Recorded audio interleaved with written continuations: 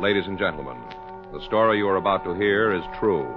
The names have been changed to protect the innocent. Dragnet, brought to you by Chesterfield. This is the best, Chesterfield, and the time to change today.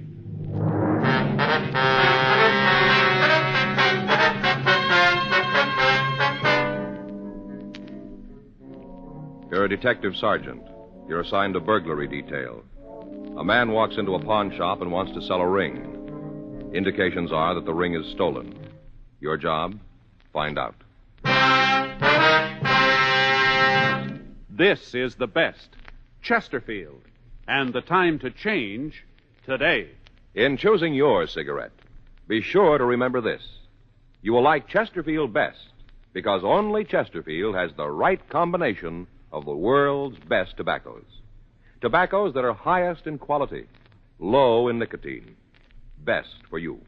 All of us smoke for relaxation, for comfort, for satisfaction.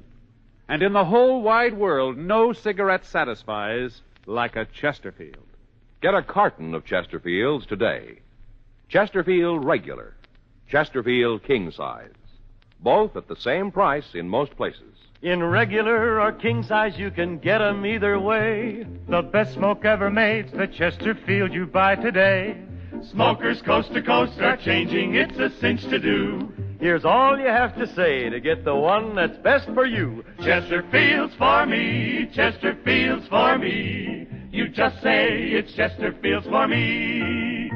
This is the best, Chesterfield, and the time to change today.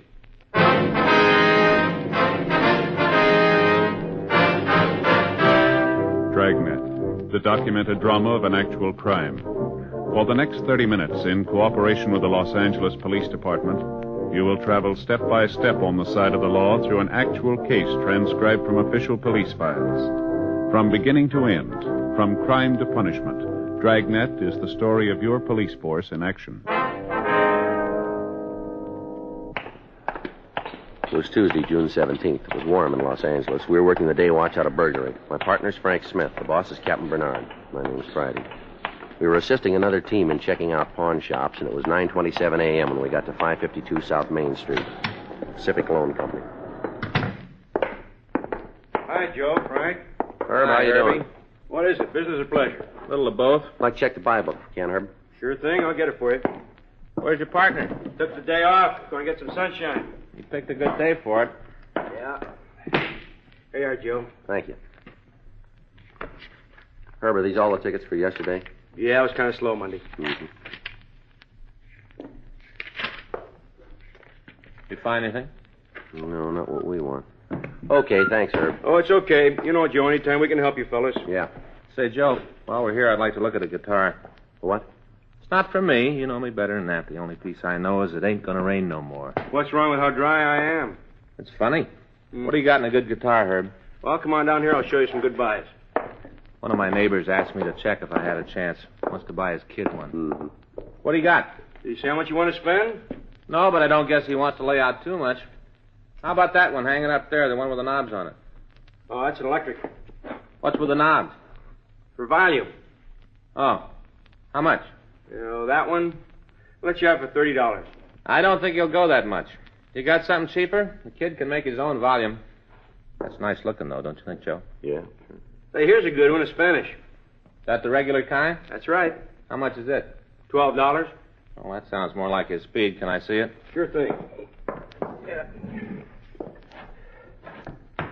It isn't tuned, but go ahead and strum it. Uh-huh. But what should I be listening for? Tone. Oh. Yeah, that's nice. Oh, excuse me, fellas. Sure, go ahead, Herb. Something I can help you with, sir? Yeah, maybe, I guess so. How's it sound to you, Joe? You want to step to the back? I don't know. I'm with you. What do we listen for here? What is it you Tone, you know. Oh, yeah. This neighbor told me he was pretty lucky. How's that?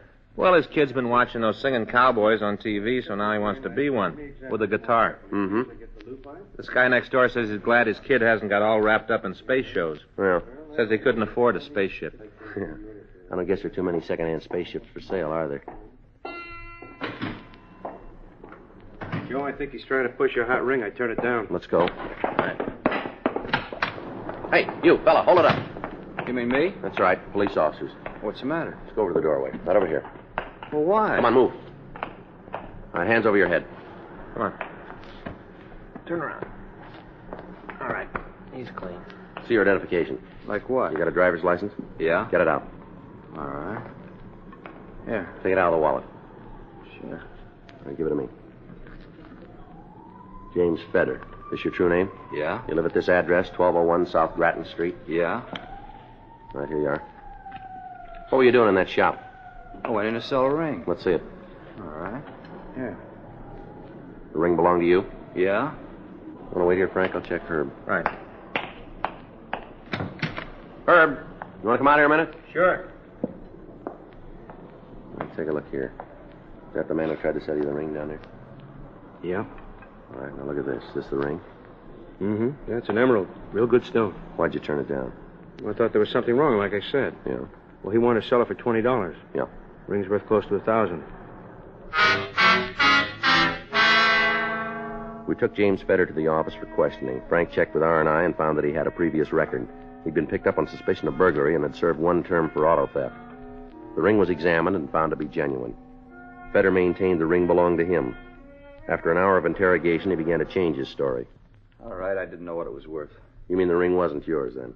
Yeah, if I'd known it was worth that much, I wouldn't have tried to sell it so cheap. Well, where'd you get it? I found it. Where? MacArthur Park. When? Last night. I go over there all the time in the evening. Did you do anything about trying to find out who lost the ring? Yeah, I checked in the papers and the lost and found. I guess I looked in all of them. I didn't see any ads, though, for a green ring. Uh-huh. Well, I looked at the ring real close and didn't seem like a good stone, so I decided maybe it wasn't worth anything advertised. No, but it was worth trying to sell, wasn't it? Well, like I said, I ain't working. A few bucks would come in handy. Yeah, sure. You don't believe me, do you? Well, you haven't given us much reason, have you? You started out lying. Why should we think different now? Yeah, I guess I told you it was mine. I was afraid maybe you'd think I stole it. But I told you the truth now. You have, huh? I can prove it. You take me out there. You take me to that park right now. What'll that prove? Well, I'll show you just where I picked it up. Well, now, if we wait until Sunday, the trip won't be wasted, will it? Huh? We can listen to the band concert, too.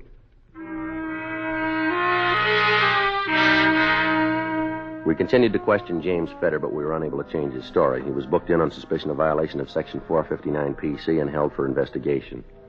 We made a check of his residence, his friends, and the places he was known to frequent. We could find nothing to hold him on. He came up on the overtime sheet, and he was released. The ring was booked as found property. Friday, June 20th. Morning, Joe. All right. You check the book? Yeah, nothing in. Mm-hmm. Joe, letter for you. Thank you. Right.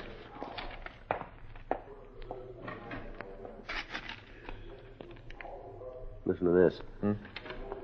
You did me a favor. Now I'm going to do you one. Go to the Greyhound bus depot. Rental locker number 103. Yeah, is that all? Take a look at it. Here. Typewritten, no greeting, no signature. Yeah. What do you think? Let's check it out.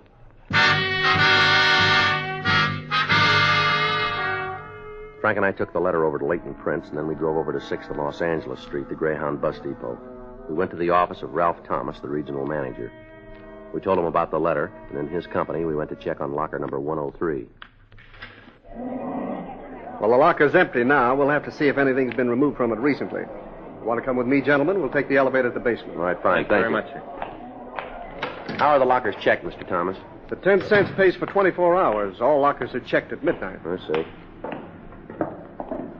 When the time limit's up, the articles are removed and a new lock's put on the locker. I see. Of course, as long as the fee's paid, we don't bother it. Mm-hmm. All the things removed are ticketed and held for 90 days. I see. See, we hold them here at the depot for 30 days and then remove them to a warehouse. You'd be surprised at how fast they accumulate. Yes, sir. Here we are.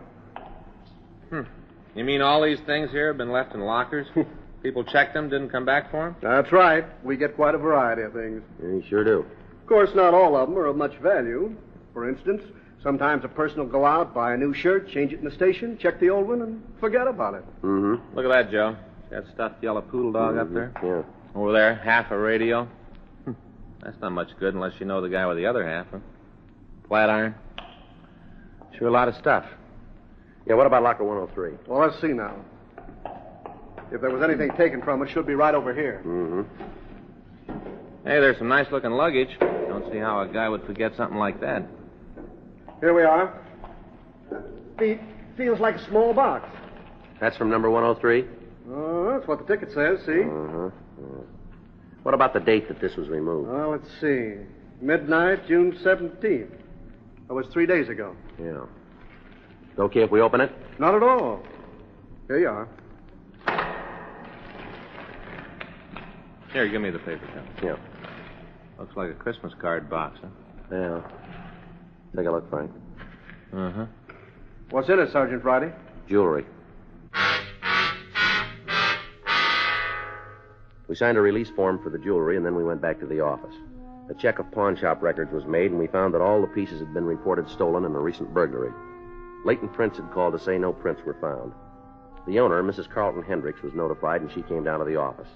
11:07 a.m. Are you Mr. Friday, the gentleman that I talked to on the phone? Yes, ma'am. It's my partner, Frank Smith. Oh, how do you do, Mr. Smith? How do you do? Smith. Oh, that's a nice, uncomplicated name. If you don't mind my saying so, Mr. Smith, I think you look like a very competent officer. Thank you, ma'am. And you, Mr. Friday, you look, well, as though you might be more complicated, but very efficient. It's very nice of you, thank you. You see, that's one of my hobbies, reading character from faces. My friends say that I'm most always right. Yes, ma'am. Oh, when you called, I was so thrilled. You can understand what it means to recover possessions that you'd given up for lost. Yes, ma'am.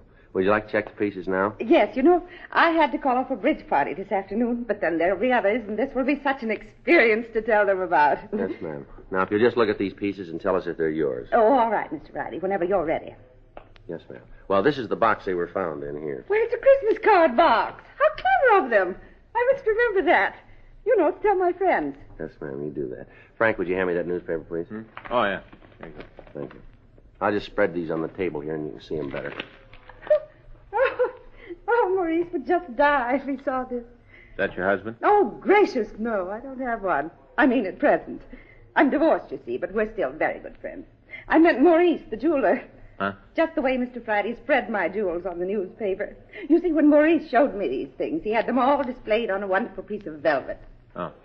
Then you recognize these pieces as being yours, Miss Hendricks? Oh, yes. Well, there's my wedding ring and my gold charm bracelet. Have you looked at that close, gentlemen? No, I missed it. Oh, you should. Here, now look. Now, you see, all those things have a special meaning. My husband gave them to me. The little stop-and-go light, oh, that was silly. I was just learning to drive. Yeah. It was a good thing we had insurance. Oh, and this little wheelbarrow. The first time we went to the races and I won so much money, he said I'd need this to carry it in. Yes, ma'am. Well, then I guess we can report that the jewels have been identified by the owner, huh? Oh, you see this little telephone, Mr. Friday? Yes, ma'am. It's got a number on it. But my husband didn't give me this. He didn't? Oh, no. It was all innocent enough, but poor Carlton. That was my husband got furious. I even caught him with a magnifying glass one day trying to read the number, the dear jealous man. Uh-huh. Is everything out of the box, Mr. Friday? Yes, ma'am. It's all right there in the paper. Why? Well, I don't see my ring. You mean this one right here? No, that's not it. It was an emerald in platinum setting. Well, when we checked the burglary report, I don't remember seeing any listing for that, Miss Hendricks. Well, yes, I know. At the time I made the report, I hadn't missed it. These trinkets were stolen from my jewelry box, and I thought the emerald was in the safety deposit box. I see. But why didn't you make a report when you discovered that it was gone? Oh, well, it happened at a bad time. I'd made plans to go over to Reno for a vacation. You know what a lovely place that is. Well, I thought if the rest of the things were recovered, the ring would be too. Well, nevertheless, you should have taken the time to report it, ma'am. Oh, yes, I know. But at the time, I was more concerned with my plans for this trip. Have you ever been to Reno? No, ma'am. I Oh, haven't. you should go sometime. It's really wonderful. I'm going back this winter for the winter sports. Do you gentlemen ski? No, ma'am. Miss Hendricks, how much was your ring valued for? Well, I'm not quite sure, but I think Carlton paid something like $1,000 for it. Well, 3 days ago, we recovered an emerald ring that was supposed to have been found. It may possibly be yours. There, you see. Nothing to worry about. I just knew when I saw you two men that everything was going to be all right. My friends are right. I can read character. Yes, ma'am. We'll have to go over to the property department to identify the ring, Miss Hendricks. Oh, good. Good. That'll be another experience. I'm going to have to get in touch with Carlton. I'll need another charm for my bracelet. Yes, ma'am, you will. And I know now just what I want. Something that symbolizes this occasion, and especially you two officers. Uh-huh. Can you guess what it'll be? No, I can't. Can you, Frank? No, Joe, I can't. 2 little gold bloodhounds.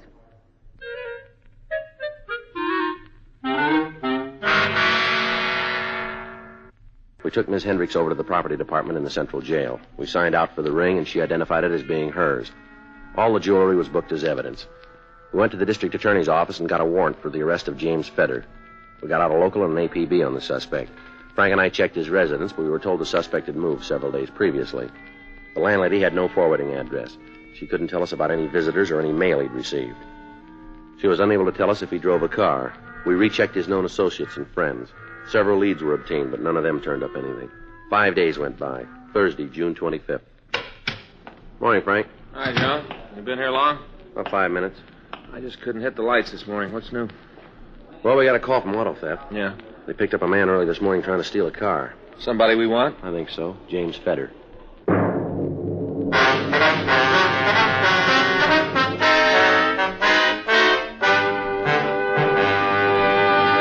You are listening to Dragnet, the authentic story of your police force in action.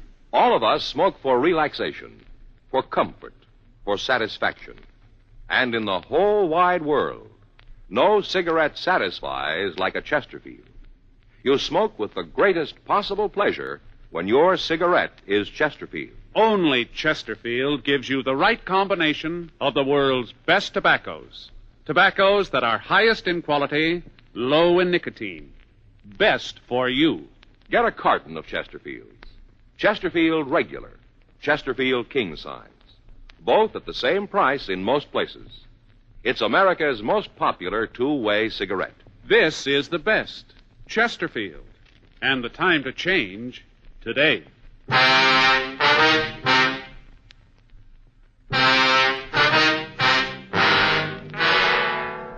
Before Frank and I checked out of the office, we contacted auto theft detail and told them we wanted to talk to Feder. We drove over to the main jail. The suspect was brought to the interview room. I heard you guys were looking for me. That's right. I could have come in, but I didn't think it was important. So you do it the hard way, huh? This is a bad beef. I guess you figure them all that way, huh? No, not always. You take a chance. You get caught, it's bad. But you ain't getting credit for something you didn't do. That's so. Yeah. What do you want to see me about? You don't know, huh? No, just as some of the boys said you were asking for me. Thought maybe you'd like to tell us more about where you found that ring. Oh, that again? Yeah, that again. You got my story. Now, what more do you want? We got an alibi. Now we'd like the truth. I found it. Sure you did. I don't know where I fit in and what you're trying to build, but I want no part of it. It's not that simple. All right, you tell me. That ring wasn't lost. It was stolen, and you know it. You figure I'm your pigeon, is that it? Let's try it for size, huh? Not this time. You can leave it with somebody else. Might take a little time, but we're going to make you on it. No, not from where I sit. You'll need a better story than you got right now. Well, not until you can prove I didn't find it. We got the other stuff you took. Oh, come on. Now you're really reaching. No, I don't think so. You did us a favor, but that doesn't put us on your side. Look, maybe you better fill me in. We got your letter. You did? Yeah. That's great. Now tell me what I said. I'll do even better. Here, you read it. This is the letter I wrote, huh? That's right. Mm-hmm. I get it. Now, you found some stuff down at the Greyhound Depot. You called it. Well, I'll give you something else. Yeah? I didn't write that letter. I don't know who did, but it wasn't me. The ring you had has been identified by the owner. A lot of other stuff we recovered. Look, I'll tell you something. It's like I said, you take your chances, but I ain't going to front for this deal. Yeah. Looks like someone was trying to nail me in, but I don't want it. You said I did you a favor. I didn't, but I'm going to now. All right, why don't you? I got that ring from a girl I know. What's her name? Jill Mason. Go ahead. Well, I ran into her the other night. I told her I could use a couple of bucks. She's owed me $15 for a long time. She said she didn't have any cash, but she gave me the ring. Uh-huh. I didn't know what it was worth. That's the truth. I don't think she did either.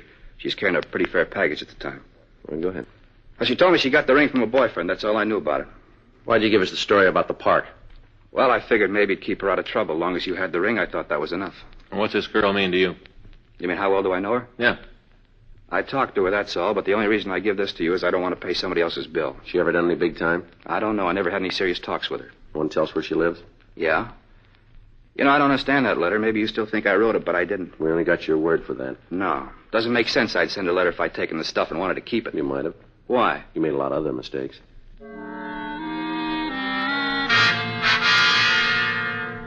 After further questioning, the suspect gave us a description of Jill Mason and her address.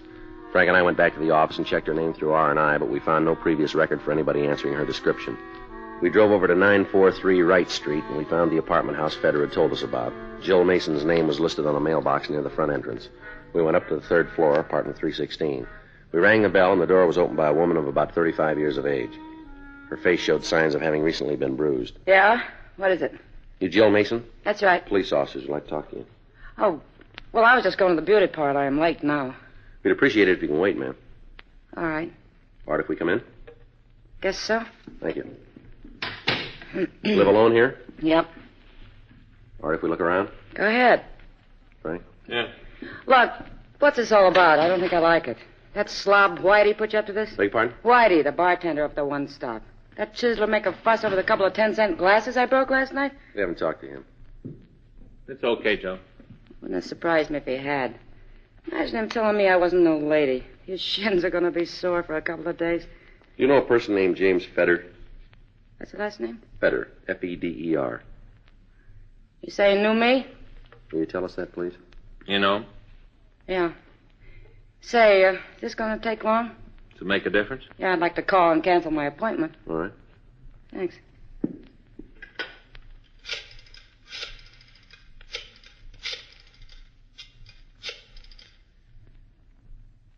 Hi, Helen.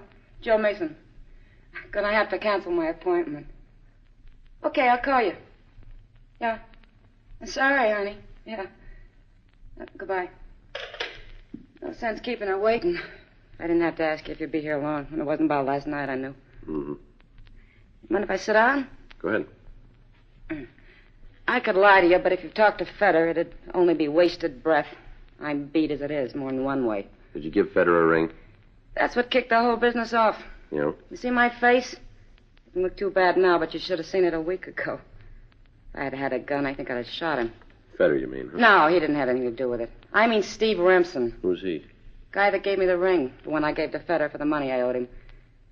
I was pretty stupid about it, but that wasn't any reason for me to take the beating. Where did this Remsen get the ring? Did you get my letter? That's how I got even with him. Did you know the ring was stolen when you gave it to Feder? No, Steve just gave it to me. He didn't say anything about where he'd got it or how much it was worth, nothing. Just before I saw Feder, I'd had a fight with Steve. Mm-hmm. Got a little loaded. When Feder asked me for the money, I gave him the ring. Remsen told you it was stolen, did he?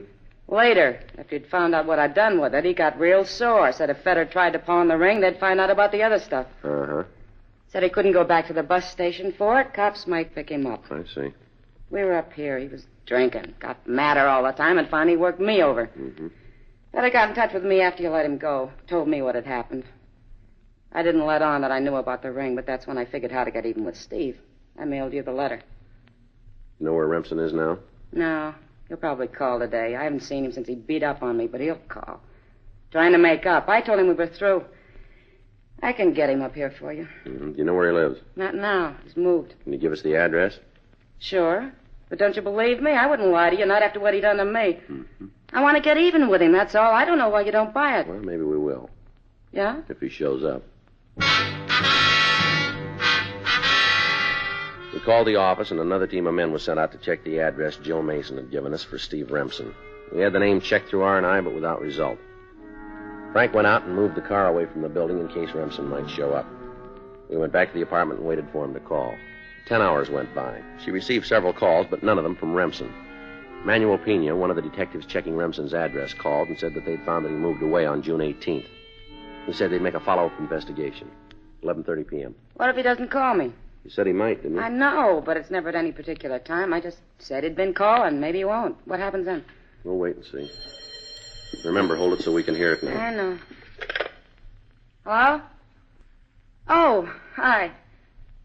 I don't know if I can make it. Well, I know. I'd like to, but I'll have to call you. Uh-huh. Sure, honey. Thanks for calling. Bye. Girlfriend wanted me to go bowling tomorrow night. Mm-hmm. You heard what I told her. Guess it's better not to try to plan anything, huh? Yeah. It's a front door buzzer. Someone's calling from down below. Door's locked at 10. All right, answer it and hold the receiver so we can hear. You still don't trust me. That's not the point. Hello? It's him. Get him up here. What's that, Steve? Uh-huh. I know, honey. I guess I was wrong, too. Uh-huh. Come on up. Hurry, honey. There. That'll open the front door for him. He'll be right up. Frank, you want to unlock this door? Yeah. Does he carry a gun? I know he's got one. All set? Yeah. Hiya, doll. Police officers, Remsen, get your hands up. What's Come going on, on? over your head. Hold it right there, Frank. What is this, Jill? All right. He's clean. Get your hands behind your back. Come on. You heard him. These are police officers. Honey. Boy, you... All right, hold it right there. Never mind. You and the cops. I should have finished what I started with you. You tried. You wouldn't have got your laylet if you'd used your head. We wouldn't be in this mess now. My fault for tying in with a knothead like you. Oh, you... All right, now stop it, both of you. Sure, it's just that you guys never come close if it wasn't for this dumb broad. You tell us. Had it all worked out. Things were going just the way I planned. Is that right? Sure, I'd be sitting pretty except for her. Yeah, sure you would. Dumb broad, the biggest mistake she ever made. No, there was one other. What? The first time she talked to you.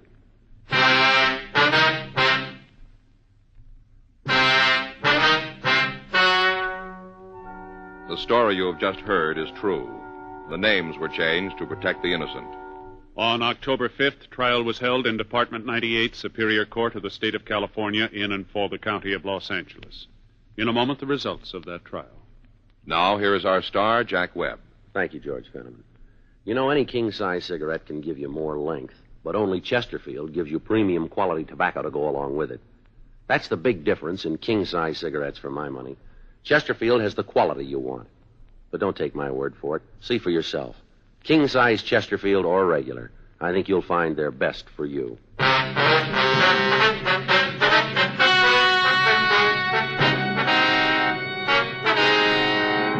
Steve Lynn Remsen was tried and convicted on one count of burglary in the second degree and received sentence as prescribed by law.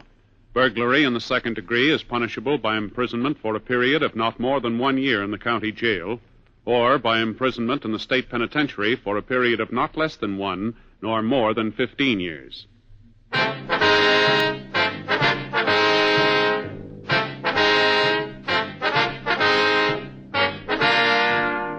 You have just heard Dragnet, a series of authentic cases from official files.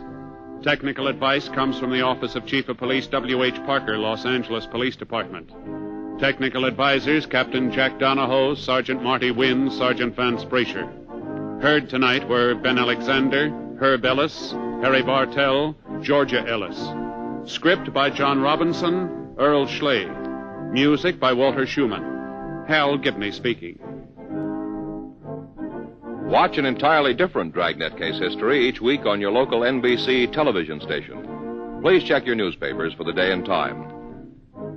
Chesterfield has brought you Dragnet, transcribed from Los Angeles. This is it, L&M filters. This is it, light and mild. much more flavor. L&M filters, much less nicotine, light and mild. Remember, it's the filter that counts. And no filter compares with L&M's Miracle Tip for quality or effectiveness. You get much more flavor, much less nicotine. Buy L&M, king size or regular, both at the same low price. L&M, light and mild.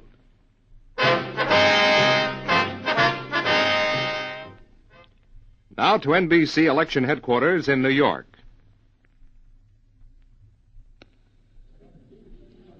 This is Merrill Muller. Here are the latest returns in a surprising election in which voter apathy disappeared during the last 2 days of the campaign. Millions of voters unexpectedly turned out to vote in freezing weather in the west and rainy mixed weather with snow along the east coast. As of this time, the Republicans have elected one member to the Senate. She's Margaret Chase Smith in Maine last month. The Democrats have elected 11 senators, all shoe-in the South. In other Senate contests, Republicans are leading in 5 races, the Democrats in 7. In the House, the Republicans have elected 10 members. The Democrats have elected 120, mostly in the South. In other contests, Republicans are leading in 25 House districts. Democrats lead in 10, no net gain. We'll be back on the air at 10 p.m. Eastern Standard Time with a full all-night roundup across the nation. Keep tuned to your NBC station for the later election news. Here's a late bulletin on the Democratic governor contest in New York. The Democratic state chairman says that Averell Harriman is ahead, and the Democrats claim Harriman will win New York by 300,000. This is Merrill Muller at NBC Election Headquarters. This is the NBC Radio Network.